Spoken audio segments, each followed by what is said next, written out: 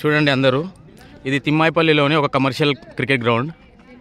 So ఇక్కడ ఈ పిల్లలందరూ జవహర్ నగర్లో, బాలాజీ నగర్, చెన్నాపురం, దమ్మాయిగూడ, అంబేద్కర్ నగర్లో ఏ ఒక క్రికెట్ గ్రౌండ్ లేక వాళ్ళు ఇంత దూరం 10 కిలోమీటర్లు నడుచుకుంటూ వచ్చి తిమ్మాయిపల్లిలో గ్రౌండ్కి రెంట్ పే చేసి మరి వాళ్ళు గేమ్ ఆడుతున్నారు ఇక్కడ.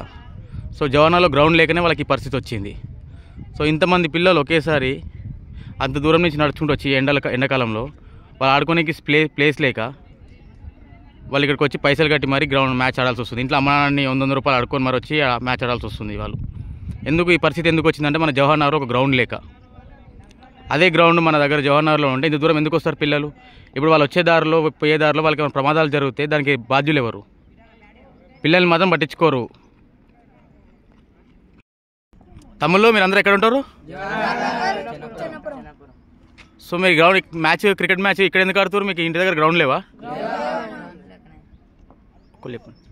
ఎందుకు ఆడ గ్రౌండ్ లేమని?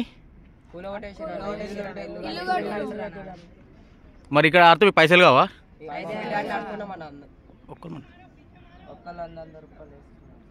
ఎందుకు మరి పైసలు ఎట్లా వస్తున్నాయి మీకు ఆడడానికి? మమ్మీ డాడీ దాని పైసలు ఆడుకొని వచ్చి మ్యాచ్ ఆడుతురా ఇక్కడ? మీరు ఎందుకు అక్కడ గ్రౌండ్ ఎక్కడ లేవాడు? మీరు ఆడుకోనికి సాఫ్ చేసుకోనికి ఎక్కడ ఆడుకోనికి లేవా మీకు జాగాలు?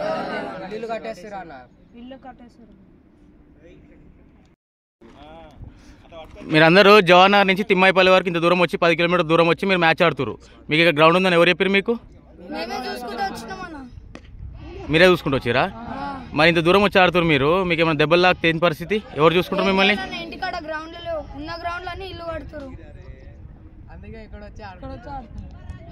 ఇంటికాడ ఆడితే మీకు ఇంటికాడ ఏమైనా గ్రౌండ్ ఉంటే మీరు ఆడుకుంటే కనుక మీకు ఏమైనా దెబ్బలు లాకినా అమ్మ నాన్న అన్న వాళ్ళు ఎవరైనా చూసుకుంటారు మీకు.